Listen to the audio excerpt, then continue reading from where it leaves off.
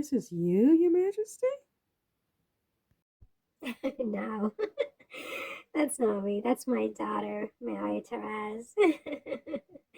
I think she was about, I don't know, 12 or 13 years old at the time. I see. Yes, it wasn't long after this picture was taken that my husband was killed by this vicious mob, really. And of course, shortly after that, I also was killed. And Marie Therese is, was the only one of our biological children to live to be an old woman. My son, Louis Charles, they drove him utterly, utterly mad. And my other two children, Sophie died when she was a baby, and Louis Joseph, of course, he had been ill when he died at 7. So, Oh, that's all very sad, but she's rather beautiful, isn't she?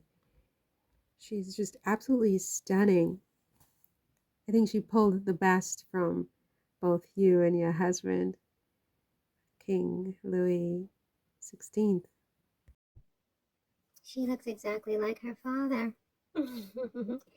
And he was the love of my life, Louis. Louis Auguste. Did you really love him? That's a very bad question. Let me rephrase that. The history books would have us believe, Your Majesty, that you and your husband, Louis XVI, um, were not really in love, and that in fact you had committed adultery many times during the marriage, and that he was, not very masculine, etc., etc. Can you tell us your true feelings about your husband when you met him? You were 14 and he was 15. Is that correct? That is very correct. We met when I was 14. I arrived at the court in Versailles and he was 15. He's a year older than I am. He was born in, I believe, 1754, which is a year before myself. I was born in 1755. I get very mixed up with my time because here in this realm, time is very different. You cannot begin to imagine until you have died, really, that it's very different. But I try very hard to keep my earth time straight, and I believe that my husband, Louis XVI, King of France, was born in 1754 in September. And I don't know the day. Oh my gosh, I don't remember the day. Isn't that horrible? But I know that he was a Virgo, and I was born in November the following year. And in that life, I was a Scorpio. And if you look at the stars, you will see that we were very well matched. Very well matched. We were soulmates, and we continue to be soulmates. And Really? Would you say that you are soulmates? Because I believe you have told me that he has now been reincarnated and he's living on the earth and has been for the past 50 years, and that you are not reincarnated and have not chosen to be reincarnated. So, how would you say that you're soulmates? What does that even mean?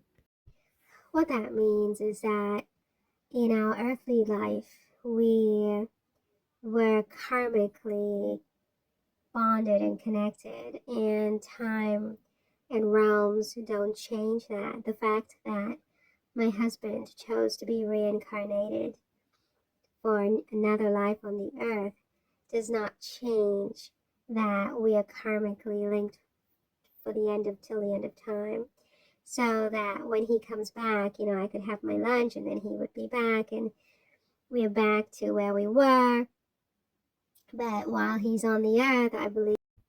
Well, while he's on the earth, I would imagine that he would have a new wife, wouldn't he? Or a new relationship, certainly, that is completely different from the one that you had. Would he not? I mean, is he now a king?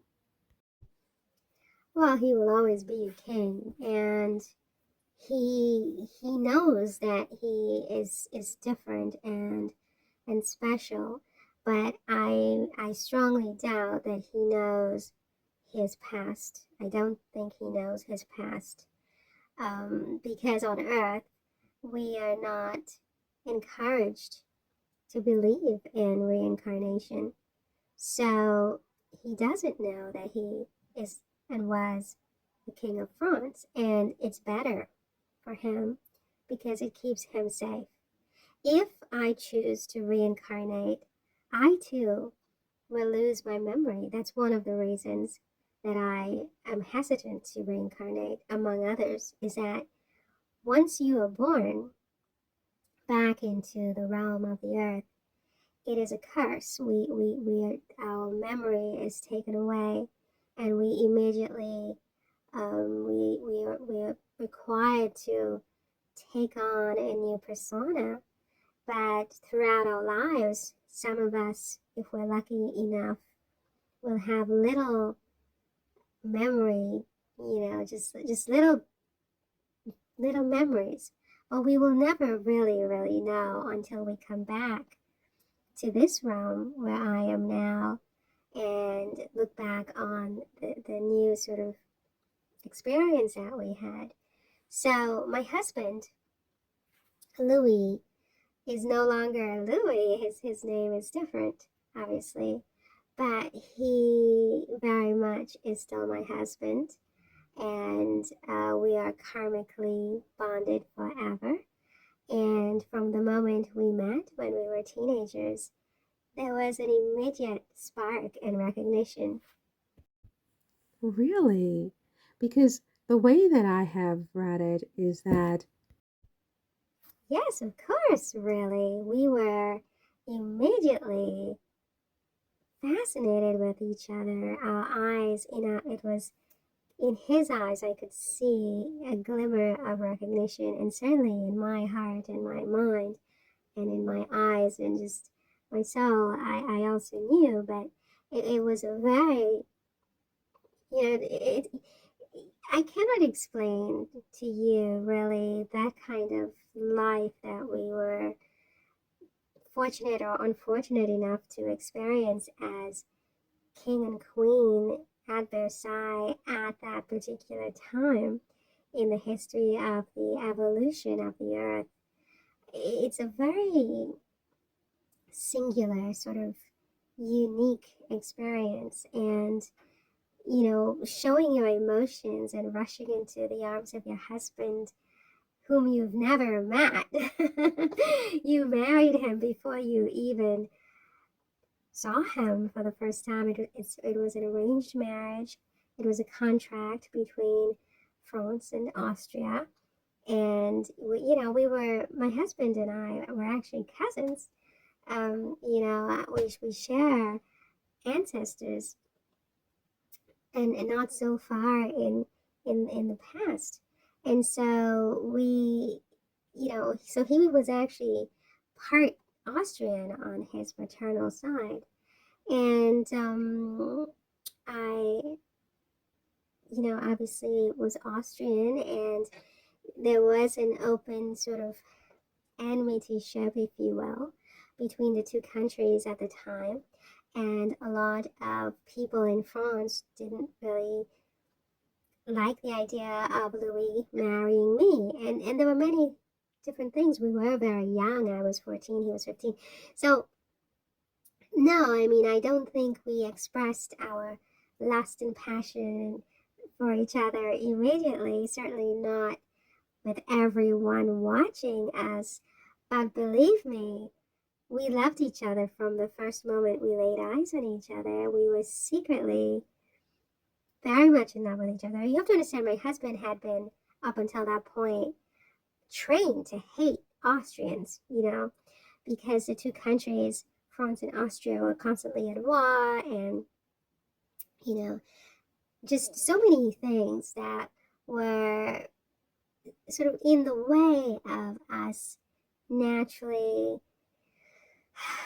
just being with each other with all of those eyes looking at us. However, I knew from the first moment I laid eyes on my husband that he was my soulmate. And we often, I mean, just between you and me, we used to hide to be together away from the palace and from all those people watching. Really? How would you pull that off? Oh, my husband had some very devious ways. I mean, he loved hunting, so he was permitted quite often to go hunting um, as a teenager when he wanted to have some private time to get alone. He would pretend that he was going hunting, and we had a secret place. I don't want to say too much about that because no one knew about it, and it didn't make the history books. It was a big secret. My friend Louisa knew, but well, she was my friend, but she also was one of my chambermaids, and she knew all my secrets. And so Louis and I quite often, because the thing was that there was no privacy at the palace, and everybody thought they had a right to know everything about our private life. And, you know, by the time I had my first child, I was about 21 years old, which at that time was considered to be quite old. I was 21. I mean, wrap your head around that, right? And I was considered to be infertile because I hadn't become pregnant right away.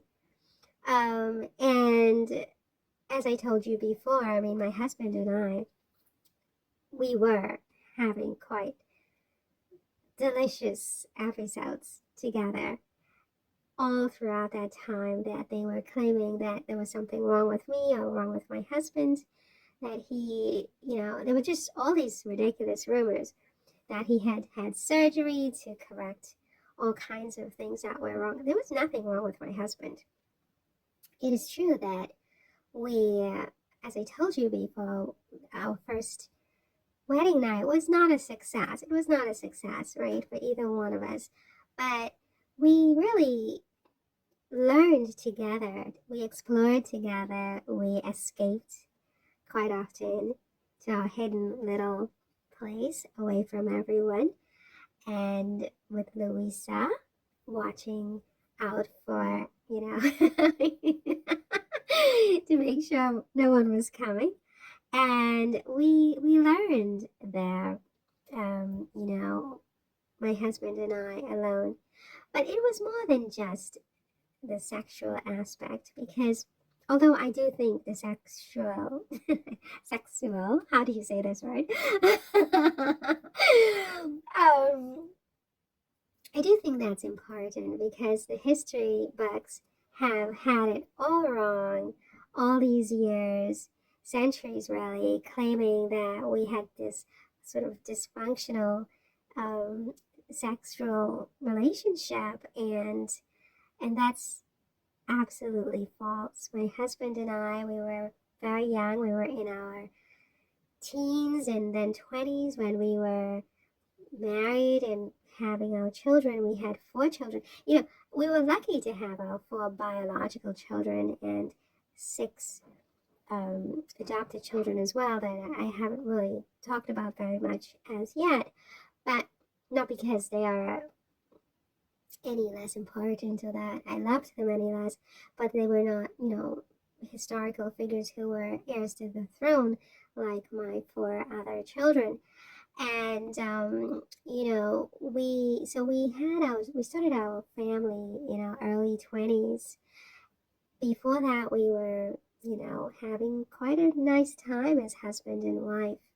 And we were lucky to have those biological children, because if we hadn't, the history books would have claimed that my beautiful, just so virile husband was somehow impotent or not interested in me as a woman and as his wife, and that's just false, right? My husband was, as I said to you before, a gentleman, and I wouldn't have it any other way, right? He respected me, and I respected him. I respected my husband so much, and he knew that I respected him. And I think that for that reason, he also just respected me as a woman, and as a wife. And we both wanted more privacy. And so we hid a lot of our relationship from the prying eyes of the members of the court. And, because there was all this gossip and everything got out to the press, and we didn't want that for ourselves. We had our own secret code. But can you imagine if I hadn't fallen pregnant 6 times, really? I mean, I had 2 miscarriages and 4 live births. In fact, most people don't know about my miscarriages, but my husband was just, I was I was completely inconsolable each time, and he was so gallant and just, I couldn't have wished for anything more in a husband and in a man. And I think it's very important for posterity, for people to remember that this man has never, ever been unfaithful to me in our marriage. Not once. He had absolutely no interest in any other woman. And it wasn't because he didn't like women, it's just that he was fulfilled as a husband, and that was because he liked me as his wife, and I loved being his wife. I loved taking care of my husband, taking care of all of his needs. Now, I said that, there were 2 indiscretions. There was that one time with my friend Axel. It was a both happened around the same time with Axel, where I almost kissed him that one time when he was going to America, and, everything was happening and leading up to the revolution. My husband was absent. I was terrified. I thought I would never see Axel again. And I don't know. I was so confused. I almost kissed him. And then there was that other time when he came and he visited me when I was imprisoned in the conciergerie. And,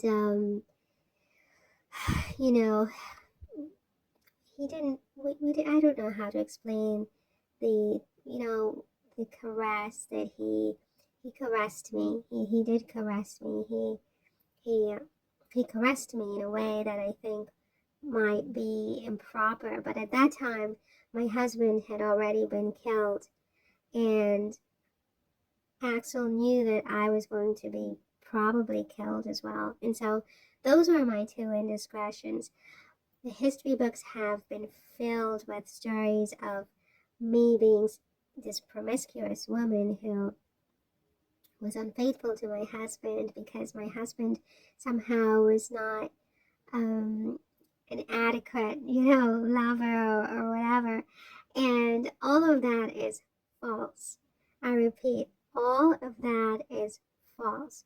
My husband and I, we were so in love. And after they killed my husband, I had absolutely no interest in living any longer. I just wanted to. And again, I think I've said that before, because I know you're taking notes for this book that you'll be writing about me. and Yes, indeed, Your Majesty. I am working on the book. So each time that you give me, um, you know, all of this information, I'm so thankful and appreciative to you that you are allowing me to listen to you and to take these notes from you. Well, of course. I mean, as I've said before, I don't often get a chance to sit and talk with someone because it's very difficult to communicate between the realms, you see. And, it's kind of like having a special telephone because not everybody can hear me from this realm. And I was lucky that, I found um, a biographer who could hear me. And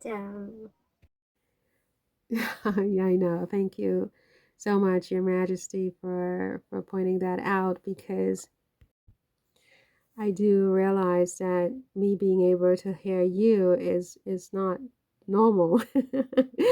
And it's not something that most people understand. And but I'm lucky though that I'm able to communicate with you in this way. But to get back to you and Louis XVI, would you say then that he was the love of your life or is the love of your life? yes, of course, I would say that he absolutely was and is, as I said, my eternal love. And it doesn't matter how many times he is reincarnated or how many times I am reincarnated, we always find each other in each new incarnation.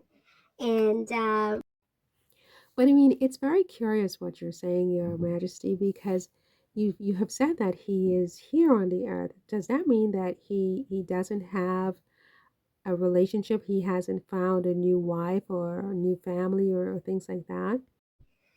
as I said, I mean, he doesn't know who he is because of this loss of memory that occurs when all of us change realms, you see. So, he does have his relationships and yes, he does have a family and he, he has his earthly situation, but that has nothing to do with our karma and our souls and the eternal connection that we have with each other and have had with each other since the first moment we laid eyes on each other in the palace at Versailles. Do you remember, Your Majesty, what you were wearing when you first met your husband, Louis XVI? Of course I do. Yes, I looked exactly like my daughter Marie Therese. I was wearing blue with white frills, and I mean, it was the most beautiful dress that my mother had made in Vienna.